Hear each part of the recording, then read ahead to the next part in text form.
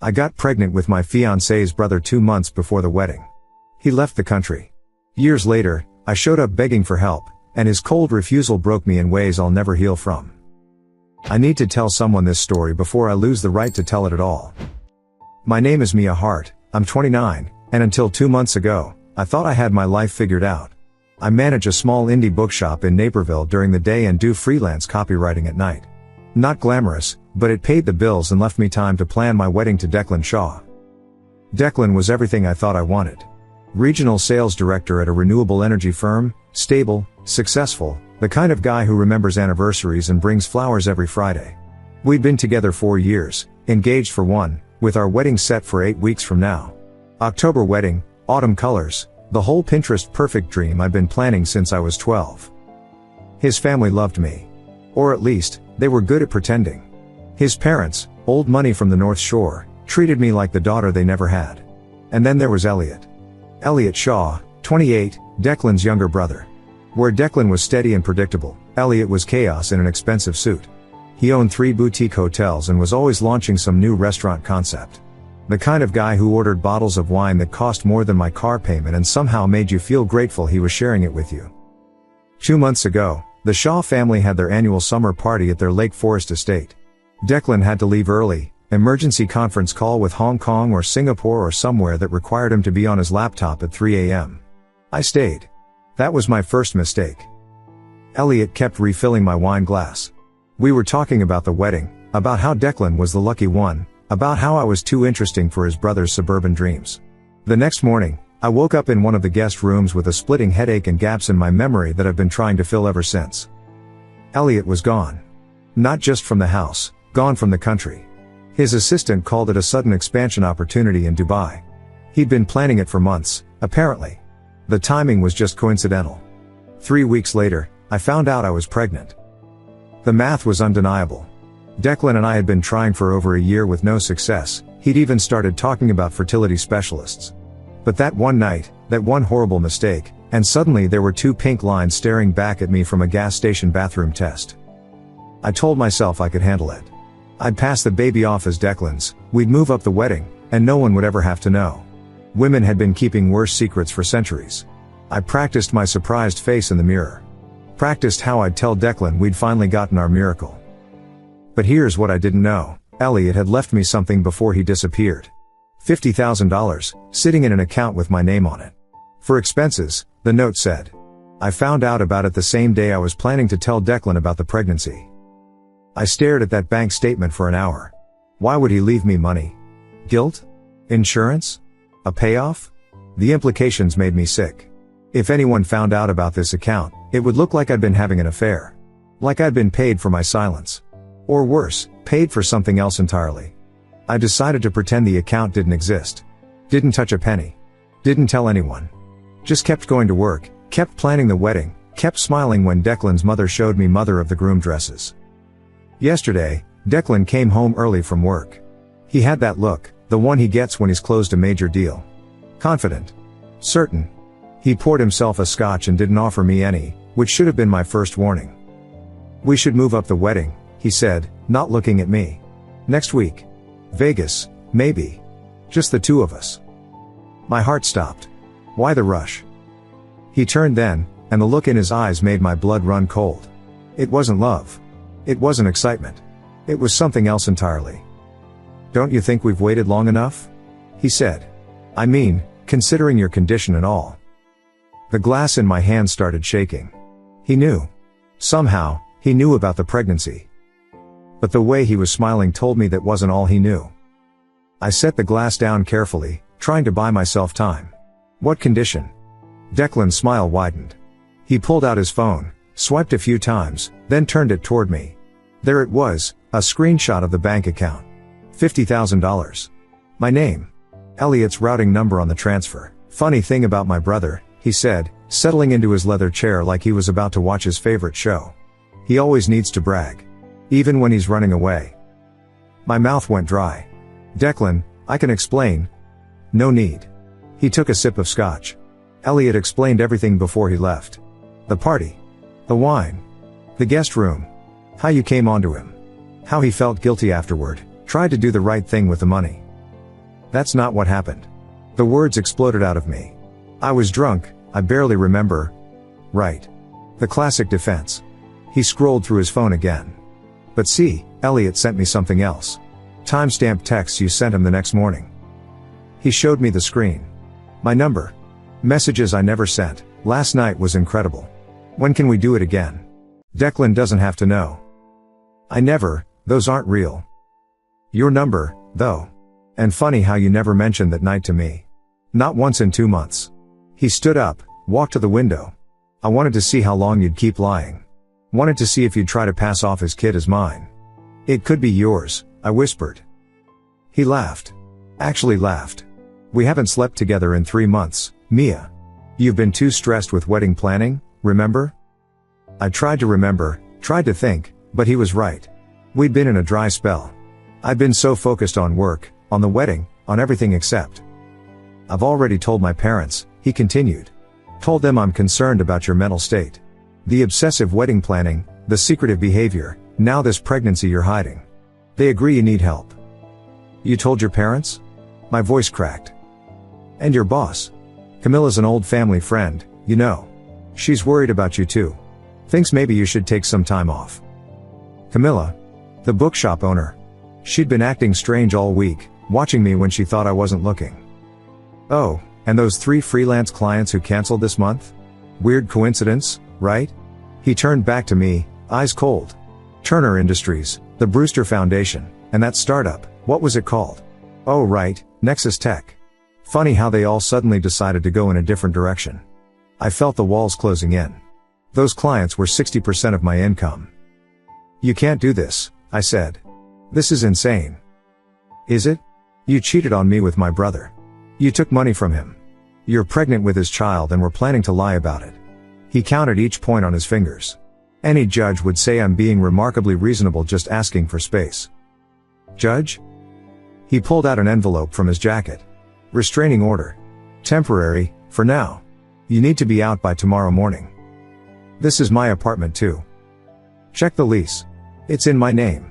You're just a month-to-month tenant. He headed for the door, then paused. Oh, and Mia? I'd be very careful what you say or do next. Elliot may be in Dubai, but he's got excellent lawyers here. Defamation suits can be so expensive. After he left, I sat in the dark for hours. Then I did something stupid.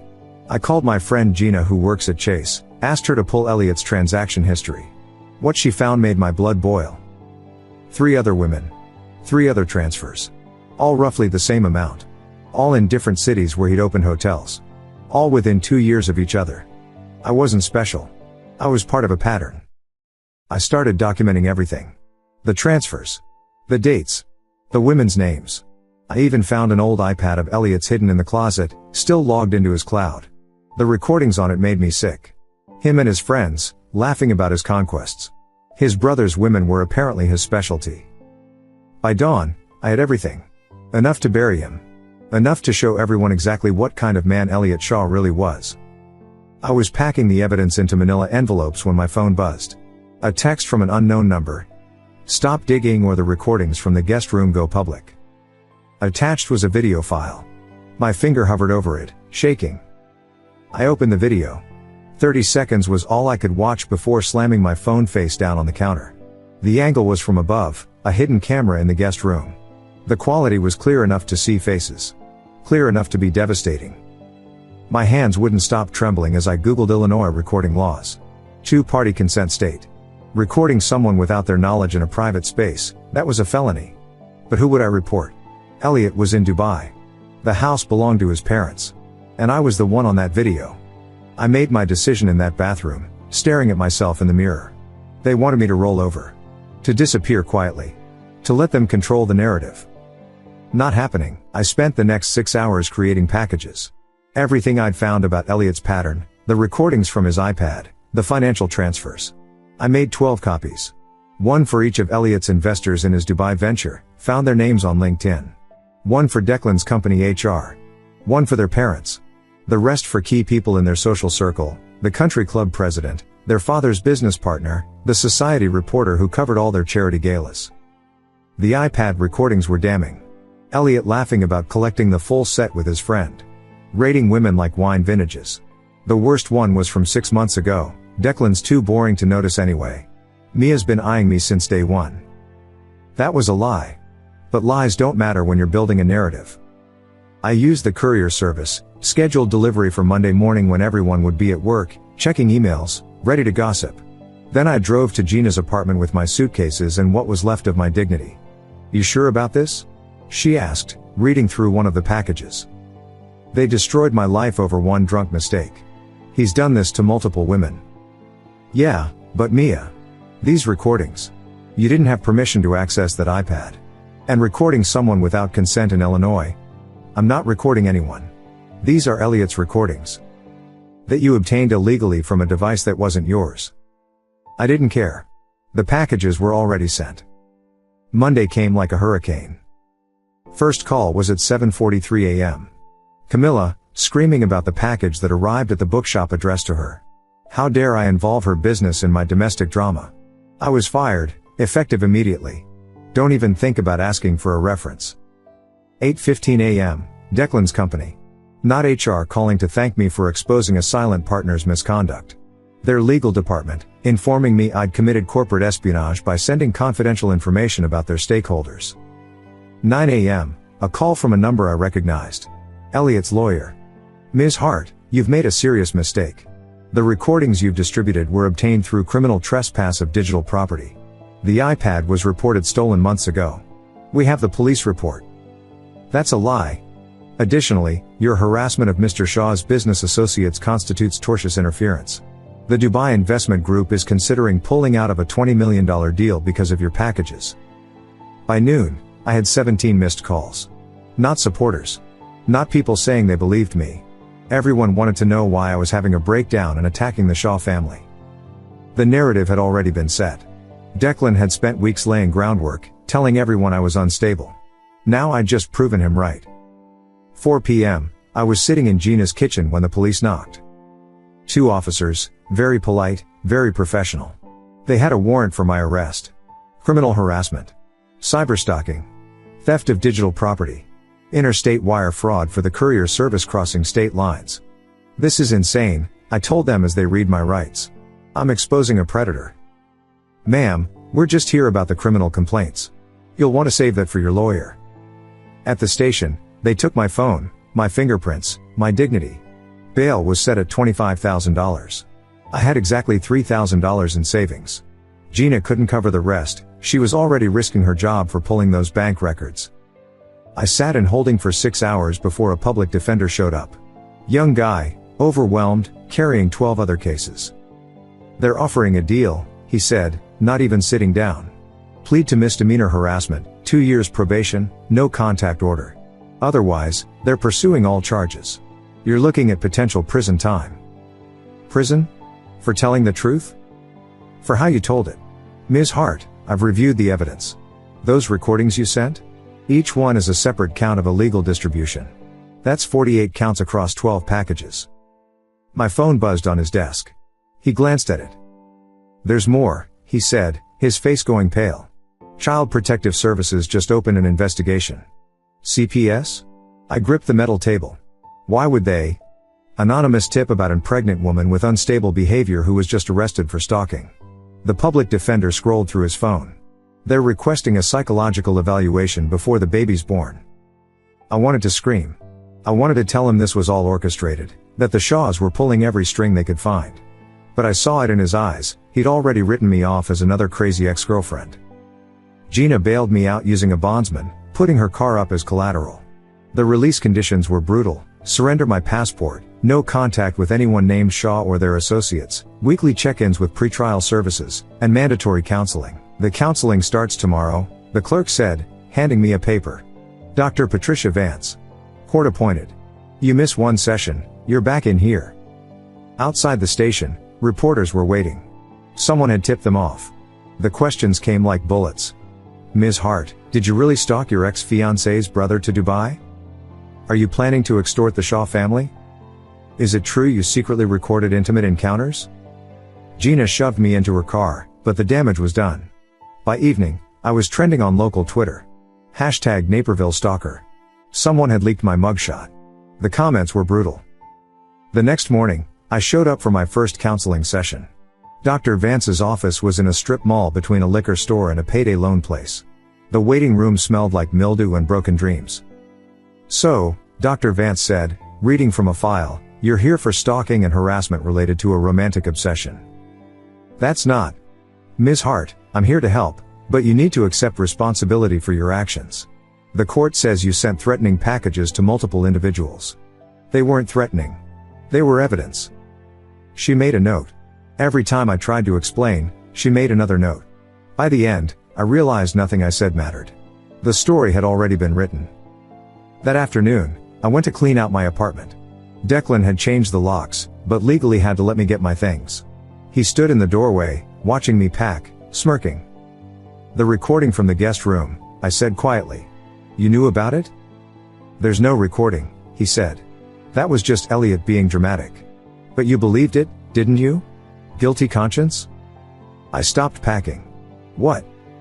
"The video you got was from some P-word site. Similar body type to yours, face obscured. Elliot thought it would scare you into backing down," he laughed.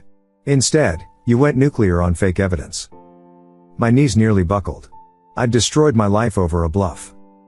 "Oh, and Mia?" He held up his phone. "Your mom's been calling me. She's very concerned about your mental state. Thinks maybe you should come stay with her for a while. Get some help." My mother, who hadn't spoken to me in 2 years over my living in sin with Declan. Now she was calling him? I checked my phone. 17 missed calls from her. Texts asking why I was doing this to such a nice family and reminding me that actions have consequences. The eviction notice was waiting at Gina's apartment. Her landlord wanted me out. Having someone with pending criminal charges was a lease violation. Gina tried to fight it, but her hands were tied. I found a weekly motel that would take cash. The kind of place where no one asks questions and everyone's running from something. 3 days later, the civil lawsuits arrived. Defamation from both brothers. Intentional infliction of emotional distress. Cautious interference with business relations. Each seeking damages over $500,000. "You need a real lawyer," Gina said, reading through them. "With what money?" I'd applied for 20 jobs. The moment they Googled my name, the interviews ended. One manager actually laughed. "You're the stalker chick?" "Yeah, that's gonna be a no." My counselor suggested I journal my feelings. The pretrial officer suggested I seek stable employment. The CPS investigator suggested I consider what's best for the child. Everyone had suggestions. No one had help. 2 weeks into my motel stay, I got a call from an unknown number. Against my better judgment, I answered. "Mia? This is Elliot." My blood went cold. "I'm calling with a solution," he said. "One that helps everyone." "Go to hell. Even if it means keeping your baby?" I stayed silent. "My parents want to meet. Tomorrow. Their lawyer will have papers. Sign them, and all of this goes away." "What papers?" "The kind that make everyone happy. You'll see." He hung up before I could respond. The Shaw family lawyer's office was on the 40th floor of a building I couldn't afford to park under. I had to borrow money from Gina just for the train fare. My court-appointed lawyer had quit that morning. Conflict of interest, he said, which was code for the Shaws got to my firm. Mrs. Shaw sat at the conference table like a queen holding court. Mr. Shaw didn't even look up from his phone. 3 lawyers flanked them, papers spread across the mahogany like weapons. "Ms. Hart," the lead attorney began, sliding a document toward me. "We're prepared to drop all criminal charges and civil suits." I reached for it with shaking hands. "In exchange," he continued, "you'll sign over full custody to Elliot upon birth, agree to supervised visitation only, and accept a permanent restraining order preventing you from discussing the Shaw family publicly or privately." "You want me to give up my baby?" Mrs. Shaw finally spoke. "We want what's best for our grandchild. A stable home. 2 parents. Financial security." She looked at my frayed jacket, the budget phone in my hand. "Things you clearly can't provide. Elliot's not even in the country. He's moving back next month. With his fiancé. They're prepared to raise the child properly." Fiancé. The word hit like a slap. "I won't sign this." Mr. Shaw looked up from his phone for the first time. "Then we'll see you in court. Where we'll present evidence of your mental instability, your criminal behavior, your inability to maintain employment or housing. The judge will see a pregnant woman living in a pay-by-week motel with pending felony charges versus a stable, married couple with unlimited resources. That's because you orchestrated all of this. Prove it, he said simply. The lead attorney pulled out another file. We also have these screenshots of texts. Not fake ones this time, real messages I'd sent Gina in rage. I want to destroy him. I'll make sure everyone knows what he is. He'll pay for this. Your friend was very cooperative once we explained the legal implications of helping you obtain financial records illegally, the lawyer said. Gina. She'd given them our messages. 24 hours, Mrs. Shaw said, standing. Decide if you want to be a small part of your child's life or no part at all. That night, I sat in my motel room staring at the custody papers. The criminal trial was in 3 days. My new public defender, an exhausted woman juggling 40 cases, had already told me I should take whatever deal they offered. The recordings you distributed? Each one's a felony count. You're looking at 15 years if they pursue everything. But those recordings proved what Elliot was. Illegally obtained evidence proves nothing except that you committed crimes to get it. I hadn't eaten in 2 days.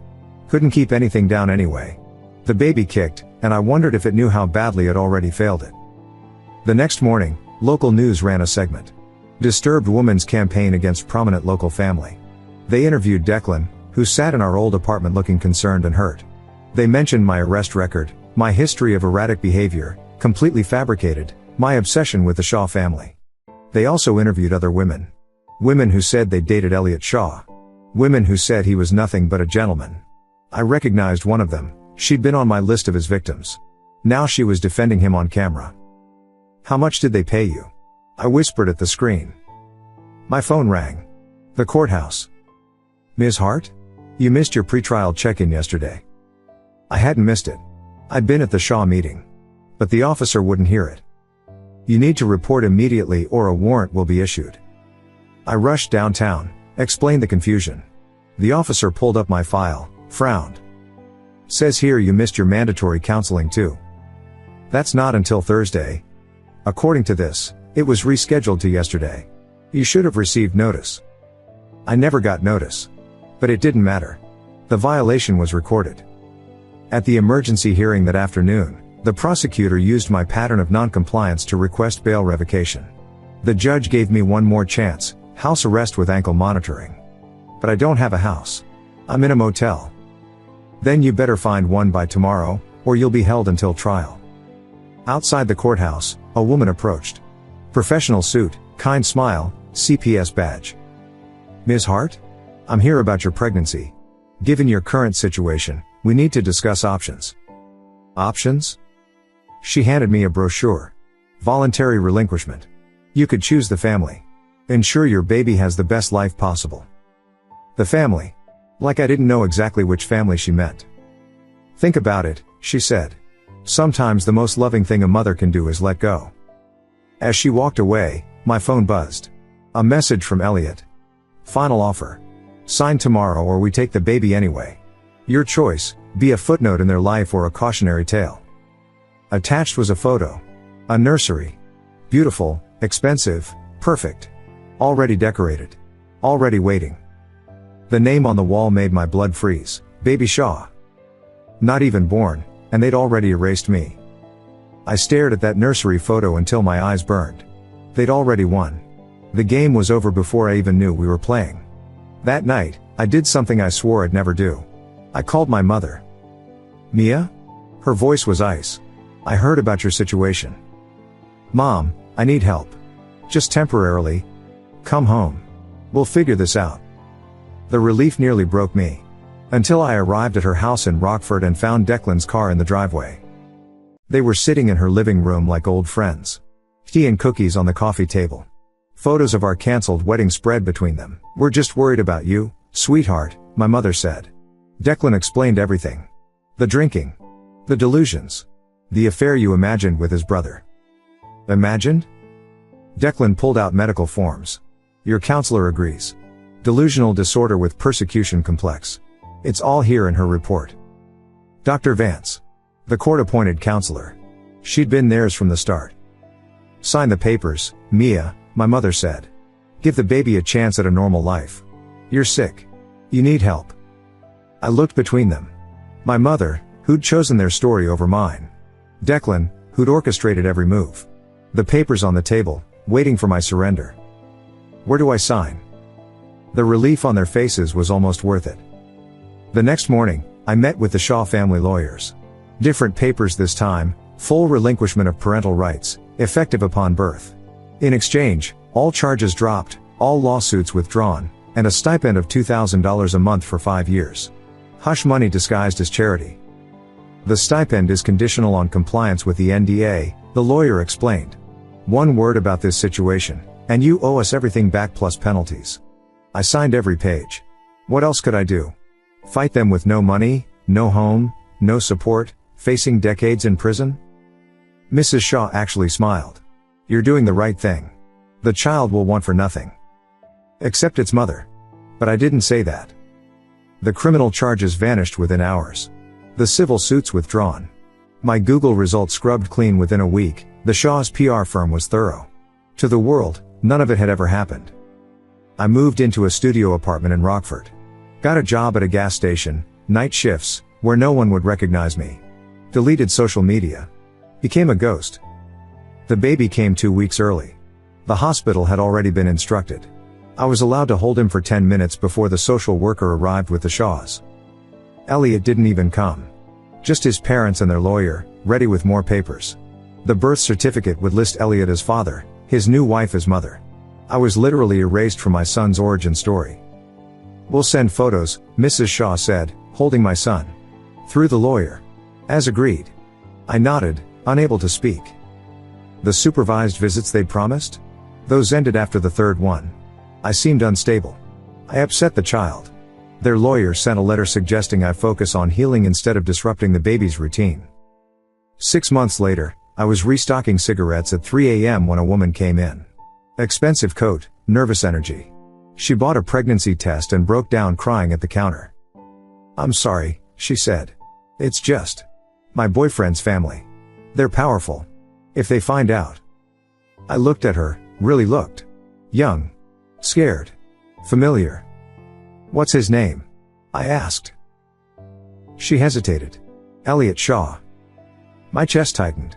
The pattern, continuing. I could have warned her. Could have broken my NDA, told her everything, tried to save her from my fate. The old me would have. Instead, I rang up her purchase. That'll be $15.99. She left, and I watched her go. Another woman about to learn what justice really costs when you're fighting people who own the system. My phone buzzed. A notification from my lawyer. Photos, as promised. My son, their son now, taking his first steps. He had my eyes, Elliot's smile, and a life I'd never be part of. I deleted the photos without saving them. It was easier that way. People ask me sometimes why I left Naperville. Why I work nights. Why I never talk about my past. I tell them I'm starting over. They think it's inspiring. They don't know I signed my silence in a courthouse bathroom, sold my truth for $2,000 a month, and gave away the only thing that mattered because fighting back cost more than I could pay. The Shaws won. They always do. But sometimes, late at night, I write it all down. Every detail. Every document. Every recording I kept copies of before turning over my devices. It's all in a safety deposit box in a bank they don't know about, in a state I've never lived in. Just in case.